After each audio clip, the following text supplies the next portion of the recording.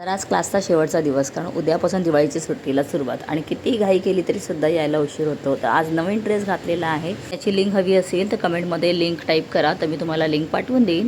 आणि चला तर आता ना इथे क्लासमध्ये आलेली आहे आणि मुलांचे ना आज दिवाळी पार्टी ठेवलेली आहे, काही ॲक्टिव्हिटीज आहेत. तर आज आम्ही बनवणार आहोत इथे रेडी टू रंगोली, म्हणजे रेडी रंगोली आजकाल खूप ट्रेंडमध्ये आलेली आहे.